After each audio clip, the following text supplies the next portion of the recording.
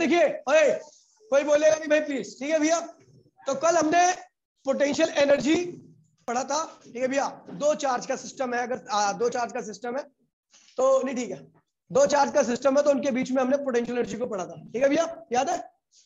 ठीक है, आज हम पढ़ेंगे भैया, अगर एक चार्ज का सिस्टम हो, दो चार्ज के सिस्टम के पास कितनी एनर्जी होगी वो आपको पता है। दो चार्ज के सिस्टम के पास कितनी एनर्जी होगी वो आपको पता है। ऐसे ही तीन चार, चार चार्ज या पांच चार्ज के सिस्टम के पास कितनी एनर्जी होगी। आगे आ जाओ, इधर आ जाओ, इधर आ जाओ, ठीक है, इधर ये रही है, बैठा, ठीक है। तो उन सारे चार्जेस के पास कितनी एनर्जी होगी तो वो निकालेंगे, कैलकुलेट करेंगे, ठीक है भैया। देखिए भैया ध्यान दीजिएगा भैया, बहुत आसान है, एक बार समझने पे ही क्लियर हो जाएगा, ठीक है भैया। इसलिए दिमाग डाइवर्ट मत करना, केवल बोर्ड की तरफ रखना, ठीक है भैया।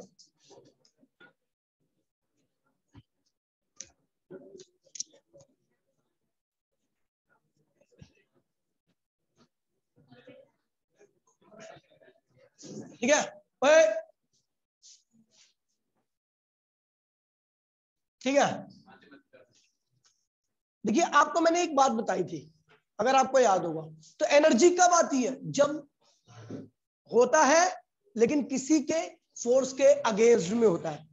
जब तक किसी फोर्स के अगेंस्ट में आप वर्क नहीं करते तो एनर्जी याद नहीं आता है। बस चलो देखिए, single charge system, single charge system, अगर जो चार्ज ला रहे हो वो अकेला है, अकेला लाया भैया, अकेला चार्ज आ रहा है ये इंफिनिटी से, तो क्या किसी प्रकार का वर्कडन होगा? नहीं होगा, क्योंकि आपको पता है वर्कडन जब भी होता है जब वो किसी के अगेंस्ट में आता है, जब वो किसी के, अब जब चार्ज ही अकेला है तो क्या किसी के अगेंस्ट में आएगा? क्या नहीं आएगा। तो वर्क क्या हो गया भैया? जीरो। और वर्क किसके बराबर होता है? एनर्जी के, यानी वर्क जीरो तो एनर्जी भी क्या होगी भैया? एक सिंगल चार्ज के पास किसी प्रकार की कोई भी एनर्जी नहीं होती, चाहे आप उसको कहीं पर भी ले जाओ, समझ गए? चलो, two charge system, two charge system, ठीक है। अगर दो चार्ज का सिस्टम होगा तो क्या होगा भैया? एक चार्ज लाए, पहला चार्ज लाए तो क्या कोई वर्क हुआ? अबे एक चार्ज लाए तो कोई वर्क हुआ? नहीं हुआ, इसके पास एनर्जी क्या होगी? जीरो। लेकिन जब दूसरा चार्ज लाओगे तो फिक्स हो गया, अपनी पोजीशन पर ऐसे बैठा हुआ, जब दूसरा चार्ज लाओगे तो भैया ये जब आया तो वो इसके इन्फ्लुएंस में है ना, ये इसके इलेक्ट्रिक फील्ड इसको क्या करेगी? अपोज करेगी, ये इसको या फिर कह सकते हो रिपेल करेगा। तो उस रिपेलिंग फोर्स के अगेंस्ट में आपने वर्क किया है। देखिए जब इसको लाए थे तो कोई एनर्जी नहीं होगी उसके पास, क्योंकि इसने किसी के अगेंस्ट में कोई वर्क नहीं किया। लेकिन जब आप इसको ला रहे थे तो जब ये आ रहा था तो इसने इसके अगेंस्ट में वर्क किया, तो इसने जो वर्क किया है वो किसके बराबर होगा? इसकी एनर्जी की, और उस एनर्जी की वैल्यू क्या होगी? याद है आपको भैया? के Q1 Q2, और दूरी क्या है भैया? बेटा कुछ गलत तो नहीं लिखा? ठीक है। अब थ्री चार्ज सिस्टम, क्या भैया? Three charge system. अब मैं जिससे पूछूंगा वही बताएगा, बस यहीं तक बताने वाला था मैं, जिसका नाम लूंगा वो मेरे को बताएगा भैया इसका आंसर क्या होगा, ठीक है भैया? चलो देखते हैं। ठीक है भैया, Q1 चार्ज लाए, इसके पास कितनी एनर्जी होगी? जीरो, क्योंकि किसी के अगेंस्ट में आया नहीं है, कोई दिक्कत तो नहीं है। Q2 लाए, ठीक है भैया, इससे R1 डिस्टेंस पे रखा, इसके पास कितनी एनर्जी होगी बेटा? के Q1 Q2 अपॉन में R1, ठीक है बेटा। जब Q3 लाए, Q3 दिख रहा है इसमें? Q3 लाए, ये रहा है, लाया, तो ये आया तो इसने इसके अगेंस्ट में भी वर्क किया और इसके अगेंस्ट में भी वर्क किया, बोलो हाँ। तो U3 किसके, इसके पास कितनी एनर्जी होगी? U3, और U3 की वैल्यू क्या होगी? एक तो इसके बीच की एनर्जी और एक, तो बताओ कितनी एनर्जी होगी इसकी? के Q1 Q3, दूरी कितनी भैया? प्लस एक और एनर्जी होगी के Q2 Q3 अपॉन में, ये भैया हम सीधा जोड़ते जा रहे हैं। मैंने कल ही आपको बताया था कि energy is a scalar quantity, और जो भी स्केलर होता है उसमें एंगल फैंगल नहीं देखते, सीधा जोड़ देते हैं। तो हमें यहाँ पे कोई मतलब नहीं है किस एंगल पर है, किस पोजीशन पर है, सीधा जो एनर्जी है उसे क्या करो? जोड़ दो। इससे आपको मतलब ही नहीं है कि कौन से एंगल पर रखा हुआ है, समझ गए भैया? चलो भैया, अब ये तो तीन चार्ज का सिस्टम हो गया। अगर टोटल एनर्जी निकालनी तो क्या करोगे? U1 U2 U3 सबको जोड़ दो, समझ गए भैया? U1 की वैल्यू ये रही जीरो, और U2 की वैल्यू बेटा ये रही, और U3 की वैल्यू ये रही, समझ गए? जोड़ दोगे? चलो भैया, four charge system, 4 charge system. यहीं तक आता है आपका। वैसे आप कितने की भी निकाल सकते हो, ठीक है भैया, लेकिन यहीं तक आता है आपकी बुक में, यहीं तक क्वेश्चन दे रखा है, ठीक है। पहला चार्ज लाए तो कितनी एनर्जी, क्योंकि किसी के अगेंस्ट आए नहीं है तो सीधा सीधा आ गया होगा अपने आप, ठीक है। दूसरा चार्ज लाए r1 डिस्टेंस पर, तो क्या होगा के Q1 Q2 अपॉन में r। कोई दिक्कत नहीं बेटा, मैंने गलत नहीं कहा, ठीक है। चलो भैया Q3 लाए इंफिनिटी से, जो एनर्जी है इसके पास कितनी होगी भैया। अब लिखा कुछ मैंने R1 R2 पहली पेल रहा है, ठीक है। R2 और ये क्या हो भैया R3। इससे कितनी दूरी पर R2 लाया और इससे कितनी दूरी पर लाया R3 लाया। तो भैया बताइए क्या हो भैया इन दोनों के बीच के लिए के Q1, ठीक है भैया। और इसके क्या होगा के,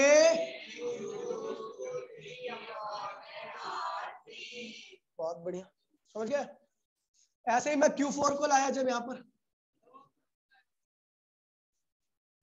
जान मुझ के लिखा हुआ समझ जाओ, ठीक है। चलो Q4 को लाया मैं, किस पर लाया भैया, तो इसके पास जो एनर्जी होगी U4 होगी, उस U4 की वैल्यू, अच्छा इससे दूरी कितनी है भैया R4, इससे कितनी है भैया R5, और इससे कितनी होगी भैया R6। तो जब ये आया तो इसने इसके अगेंस्ट में काम किया, इसके अगेंस्ट में काम किया और इसके अगेंस्ट में काम किया, तो इसके पास एनर्जी कितनी होगी U4, और U4 की वैल्यू क्या होगी भैया, बताओ भैया इन दोनों के बीच की एनर्जी के, और इसके बीच की एनर्जी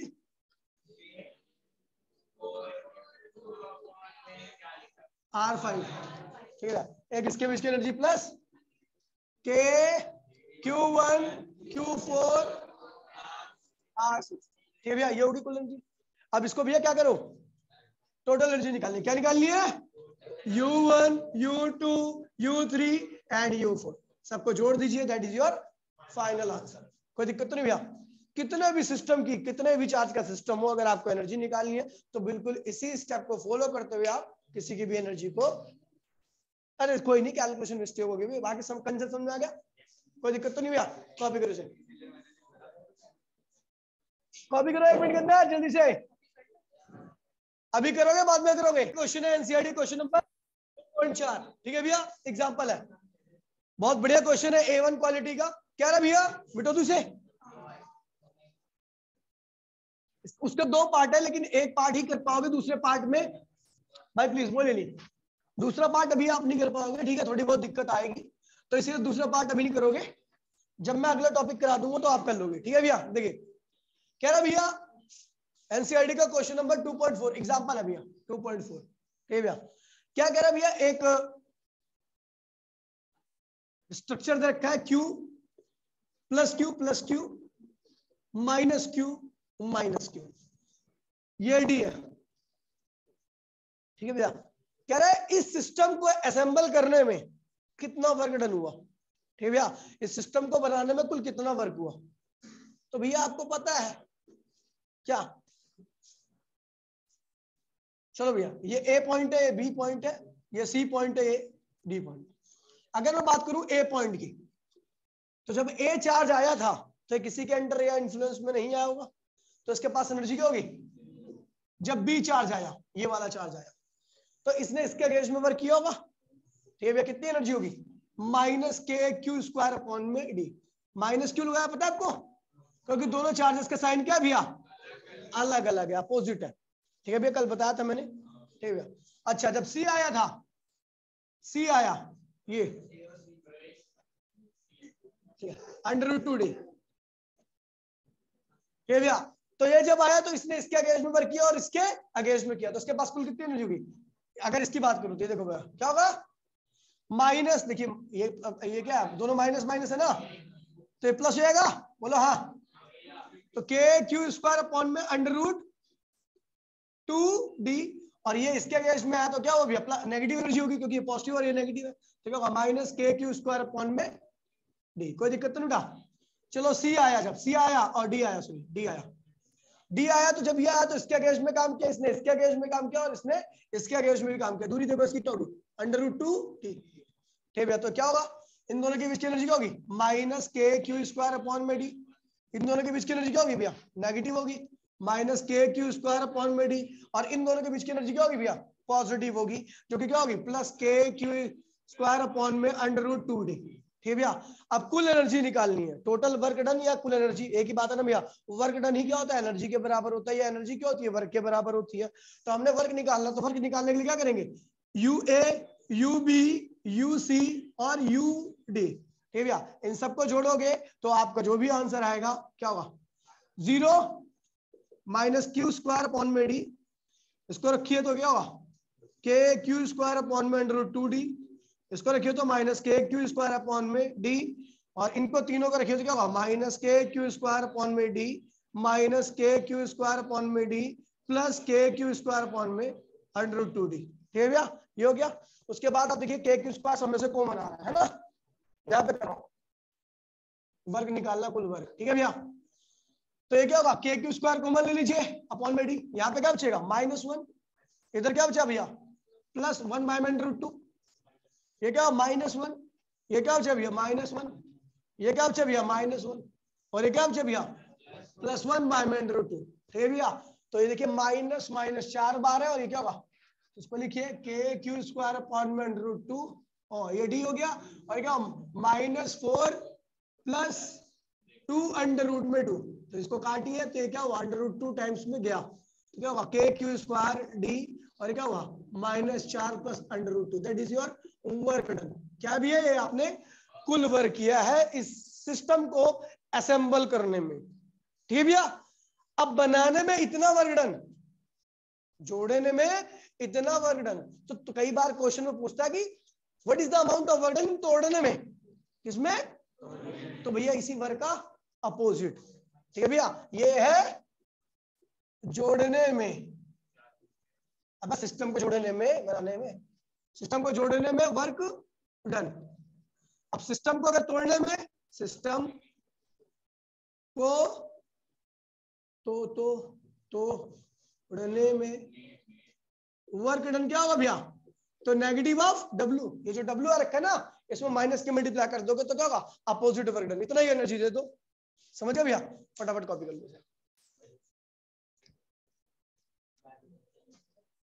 किसको किसको क्लियर है बच्चे? है भैया। अगला टॉपिक स्टार्ट कर रहे हैं भैया। ठीक है भैया।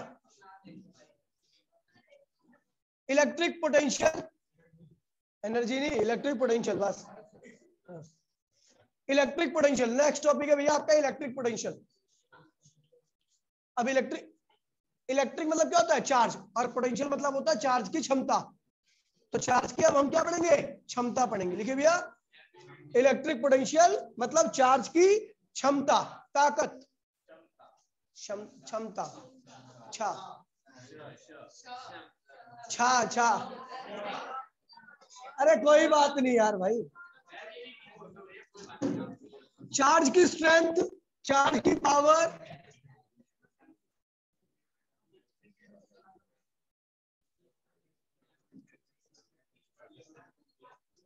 देखिए ओए भाई प्लीज, ओए बोलिए नहीं। अब हम पढ़ने आ रहे हैं इलेक्ट्रिक पोटेंशियल, मतलब चार्ज की पावर, क्षमता, जो भी है। ठीक है भैया। देखिए स्ट्रेंथ, इलेक्ट्रिक पोटेंशियल, ध्यान दीजिए मेरे ओए। ठीक है, अभी मैं जस्ट आपको समझाने के लिए कर रहा हूं, उसके बाद जो मैथमेटिकली कर रखा है ना वो कराऊंगा। ठीक है। तो भैया एक चार्ज है, इसको क्या नाम दिया था हमने? और ये अपनी पोजीशन पे क्या रहता है? ठीक है। ये एक लाइन है, इस पर 3 पॉइंट है, ए बी सी। ठीक है भैया। और एक चार्ज रखा Q0, इसे क्या नाम दिया था? टेस्ट चार्ज, याद है आपको? ठीक है। ये दोनों ही क्या है? पॉजिटिव है। क्या है? आप इसको यहां पे लाए, आप इसको यहां पे ले, और फिर आप इसको यहां पे लाए। इस केस में वर्क क्या होगा? W1, इस केस में वर्क क्या होगा? W2, इस केस में वर्क क्या होगा? W3।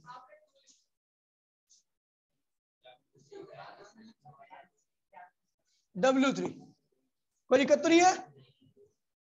तो भैया बताइए सबसे ज्यादा वर्क कहां पे करना पड़ेगा? W3, ऑब्वियस सी बात है। क्यों? क्योंकि भैया इस पॉइंट पर जब ये चार्ज आया तो ये इसको ज्यादा रिपेल कर रहा है, और जब ज्यादा रिपेल करेगा तो इसका मतलब क्या है भैया, ज्यादा वर्क होगा। यानी अगर टेस्ट चार्ज को ज्यादा वर्क करना पड़ रहा है तो सोर्स का पोटेंशियल उस पॉइंट पर क्या होगा, ज्यादा होगा। कोई दिक्कत तो नहीं बेटा, समझ गए भैया। अगर टेस्ट चार्ज को किसी पॉइंट पर आने पर ज्यादा वर्क करना पड़ रहा है तो मतलब उस पॉइंट पर सोर्स का पोटेंशियल क्या होगा, ज्यादा होगा। समझ गए भैया। तो यानी जो पोटेंशियल है, पोटेंशियल को V से लिखता है, directly proportional to, inversely proportional to दूरी। इस पॉइंट की दूरी सबसे कम है तो इस पॉइंट पर इस चार्ज का पोटेंशियल क्या होगा, सबसे ज्यादा होगा। कैसे पता लगा भैया, W1 W3 is greater than W2 is greater than W2 और ये W1। इस पॉइंट पर सबसे ज्यादा वर्क करना पड़ा, यानी इस पॉइंट का पोटेंशियल सबसे, इसका पोटेंशियल, इसकी तो कोई बात ही नहीं होती बेचारे, तो टेस्ट के लिए रखा हुआ है। ठीक है, इस पॉइंट पर कम वर्क करना पड़ा, यानी इसका पोटेंशियल क्या है, सेकंड नंबर का, और ये सबसे कम वर्क हुआ तो यहाँ पे थर्ड नंबर का पोटेंशियल। कोई दिक्कत तो नहीं है। ठीक है भैया। तो हम देख रहे हैं भैया 1 बाय में R के इनवर्सली प्रोपोर्शनल, मतलब पॉइंट जितना पास में होगा वर्क वहां पे उतना ज्यादा होगा और सोर्स का पोटेंशियल उतना ज्यादा होगा। तो भैया जो पोटेंशियल है वो R के इनवर्सली है। ठीक है भैया। R क्या है, पॉइंट का, R separation in between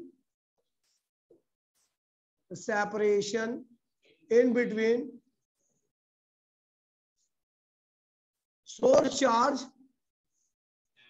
charge and point, या टेस्ट लिख लो। ठीक है भैया। तो ये हो गया सोर्स चार्ज और टेस्ट के बीच का साइज, इनके बीच में जब सबसे कम सेपरेशन होगा तो पोटेंशियल उस पॉइंट पर इसका सोर्स का क्या होगा, सबसे ज्यादा होगा।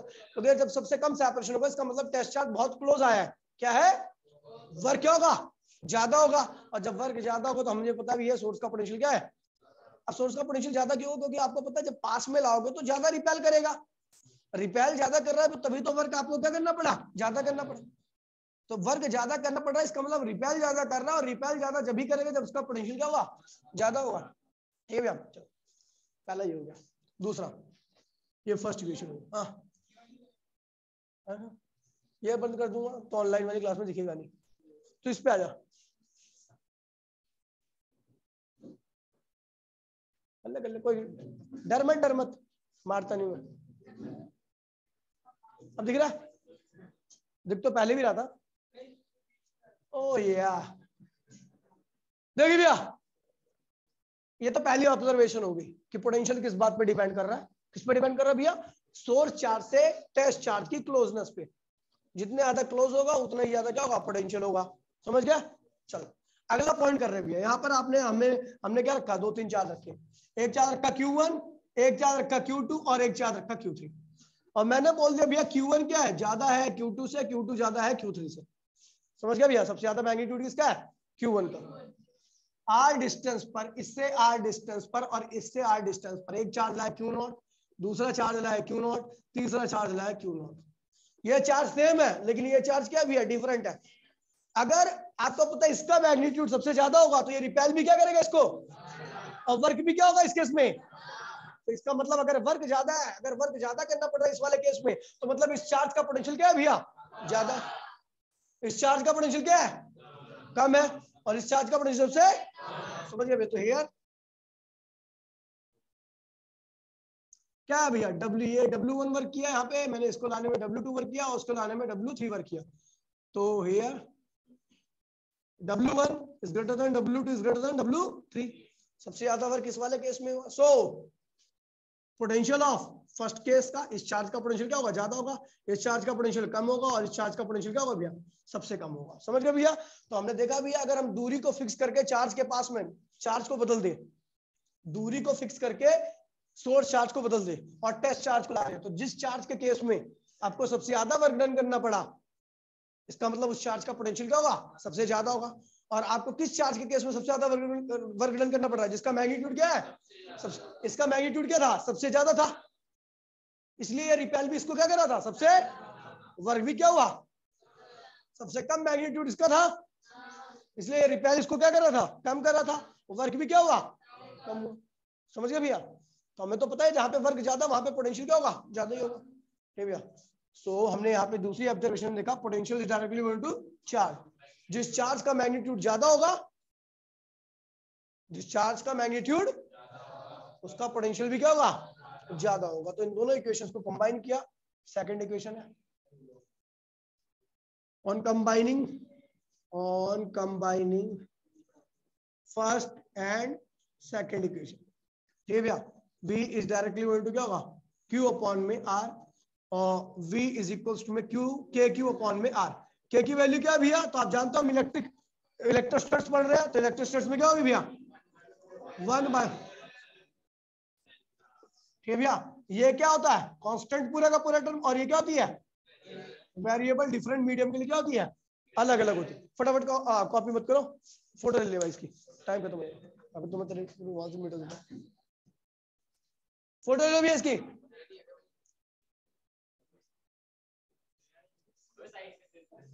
एक कोई अच्छी सी फोटो मेरे में भेज देना, मैं सबको भेज दूंगा। तो इसका मतलब वर्क डन ही क्या बताता है, पोटेंशियल को, है ना। हमने देखा जहां पर ज्यादा वर्क डन हो रहा है उस पॉइंट का पोटेंशियल भी क्या होगा, ज्यादा होगा, और जहां पे कम वर्क डन हुआ उस पॉइंट का पोटेंशियल क्या होगा, कम होगा। कुछ क्या कर दिया तूने, गंदी सी फोटो।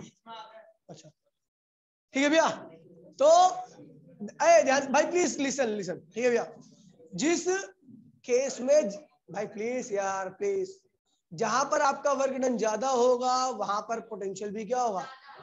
तो इसका मतलब हम वर्क डन पोटेंशियल को वर्क डन से डिफाइन कर सकते हैं, नहीं भैया, पोटेंशियल को किससे डिफाइन कर सकते हैं भैया, तो लिखे भैया इलेक्ट्रिक पोटेंशियल, कॉपी में लिख दीजिए, जितना इसके लिए जगह आए वो छोड़ दीजिए, जितना इसके लिए जगह आएगी वो छोड़ दीजिए, ठीक है भैया।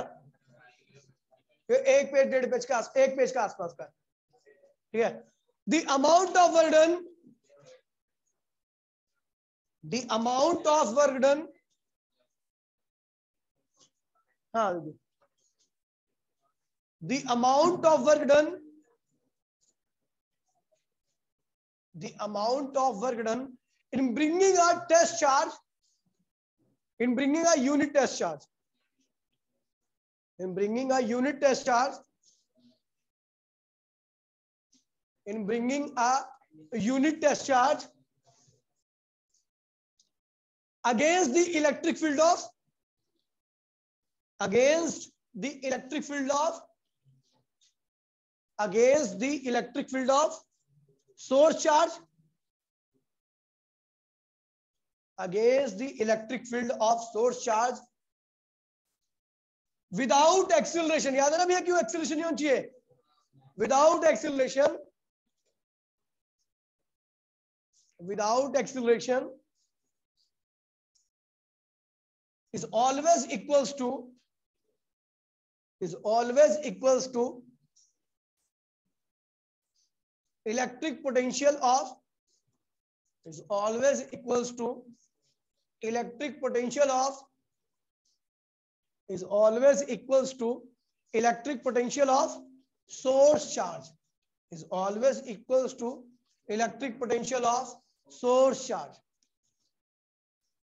कह रहा भैया सुन लीजिए मैंने क्या लिखा है, मैंने कहा है भैया किसी सोर्स चार्ज के इन्फ्लुएंस में एक टेस्ट चार्ज ला रहे हो और वो टेस्ट चार्ज सोर्स की इलेक्ट्रिक फील्ड के अगेंस्ट में आ रहा है, ठीक है, और टेस्ट चार्ज की वैल्यू क्या लिया मैंने 1 कूलम, यूनिट टेस्ट चार्ज बोला है ना, तो यूनिट टेस्ट चार्ज का मतलब क्या होता है भैया 1 कूलम का टेस्ट चार्ज है, ठीक है भैया। तो जब उसको लाओगे टेस्ट चार्ज को लाओगे तो जो भी वर्क होगा वो किसके बराबर होगा, इलेक्ट्रिक पोटेंशियल, किसके, इलेक्ट्रिक पोटेंशियल के, सोर्स के, किसके, सोर्स के। अगर वर्क ज्यादा होगा तो सोर्स का पोटेंशियल क्या होगा, और अगर वर्क कम होगा तो सोर्स का पोटेंशियल क्या होगा भैया, कम। समझ में आई बात नहीं आई। अब देखिए भैया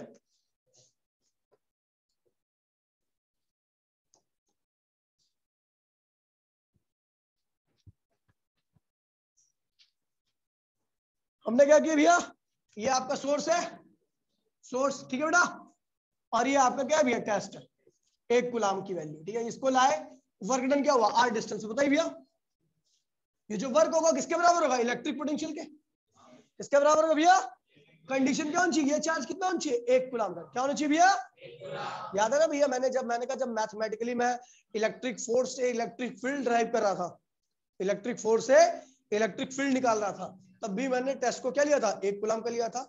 अब मैं एनर्जी से पोटेंशियल ड्राइव कर रहा हूं तो भी मैं क्या लूंगा 1 कूलम में लूंगा, ठीक है भैया। तो जो वर्क हुआ वो किसके बराबर हुआ, पोटेंशियल, किसके पोटेंशियल के, सोर्स चार्ज का पोटेंशियल पे। ठीक है भैया, तो वर्क कितना हुआ था, कितना हुआ, के क्यू नॉट अपॉन में आर, बोलो हाँ। जैसे मैंने कह दिया इफ टेस्ट चार्ज की वैल्यू क्या है भैया, 1 कूलम है, तो ये पोटेंशियल वर्क किसके बराबर होगा, पोटेंशियल के, और इसकी वैल्यू क्या हो जाएगी भैया, के क्यू अपॉन में आर। तो पोटेंशियल की वैल्यू क्या होगी, के क्यू अपॉन में आर। अभी यही निकल रहा है फॉर्मूला तो इलेक्ट्रिक पोटेंशियल का। देखिए भैया एसआई यूनिट क्या होती है, एसआई यूनिट क्या होती है भैया, वोल्ट, क्या होती है भैया, और ठीक है स्केलर क्वांटिटी क्या होती है भैया, स्केलर क्वांटिटी होती है भैया। ठीक है, मतलब अगर आपको किसी भी पॉइंट पर कुल पोटेंशियल निकालना है तो आप नॉर्मल ऐड करोगे, फोर्स की तरह वेक्टर एडिशन नहीं जो करोगे, मतलब उनके बीच का एंगल देखना वगैरह ऐसा कुछ नहीं, यहाँ पे नॉर्मल एडिशन करना। ठीक है, जैसे भी पीछे एनर्जी का किया था। पॉजिटिव चार्ज कैसे, potential due to positive charge, potential due to positive charge, due to positive charge is positive, और potential due to negative charge क्या होता है भैया, ड्यू टू नेगेटिव चार्ज क्या होता है भैया, नेगेटिव। देखिए भैया सुन लीजिए कैसे, रटना मत कि भैया पॉजिटिव चार्ज की वजह से पोटेंशियल पॉजिटिव क्यों होता है, क्यों, तो भैया अगर चार्ज पॉजिटिव, टेस्ट चार्ज हमेशा क्या होता है, पॉजिटिव होता है, क्या होता है, सोर्स चार्ज अगर आपका पॉजिटिव हुआ तो टेस्ट को लाने में क्या करना पड़ेगा, आपको वर्क करना पड़ेगा, work done on the system, और जब work done on the system करते तो वर्क क्या आता है, पॉजिटिव आता है, क्या आता है भैया, और जब वर्क पॉजिटिव होता तो आपको पता वर्क ही क्या है, तो पोटेंशियल भी क्या होगा। अब सोर्स चार्ज अगर आपका नेगेटिव है, क्या है, तो टेस्ट को खुद ब खुद खींच लेगा, है ना, जब टेस्ट को खुद ब खुद खींच लेगा तो work done by the system, जब सिस्टम खुद वर्क करता है तो वर्क क्या होता है, नेगेटिव, और जब वर्क नेगेटिव आएगा तो पोटेंशियल भी वही होता है, तो पोटेंशियल भी क्या होगा, कॉपी करो भैया फटाफट।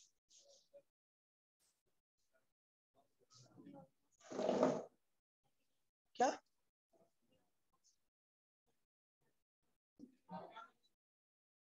देखिए भैया एक छोटा सा रिलेशन है जिसको मैं कहता हूं relation in between electric potential and electric potential energy, इन दोनों के बीच में रिलेशन है। ठीक है भैया, बहुत काम का रिलेशन है, और जो मैंने अभी आपको क्वेश्चन अधूरा कराया था, सेकंड पार्ट नहीं कराया था, उसकी वजह केवल वो छोटा सा रिलेशन था। ठीक है भैया, तो electric potential and potential energy के बीच का रिलेशन कर रहे हैं। तो अभी आपको याद है भैया ये क्यू है और ये क्यू है, आर है, इसको लाने में जो एनर्जी लगी, कितना एनर्जी आई, के क्यू स्मॉल क्यू अपॉन में क्या हो गया भैया, आर।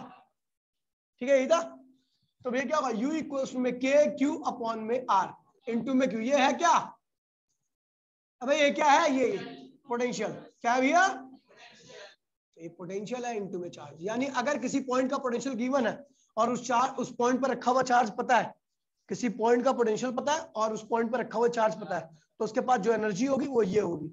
ठीक है, अब क्यों होगी तो ये मैं आपको कल डिटेल में बताऊंगा कि पोटेंशियल इनटू में चार्ज पोटेंशियल एनर्जी के बराबर क्यों आता है। ठीक है भैया, अभी तो अभी आया मैथमेटिकली, ये देख लो, कल हमें पता लग जाएगा कि भैया क्यों आया, ऐसा क्यों लिखा मैंने कि पोटेंशियल एनर्जी इक्वल्स टू में पोटेंशियल इनटू में चार्ज, कल जानते हैं इसके बारे में, कॉपी कर लीजिए।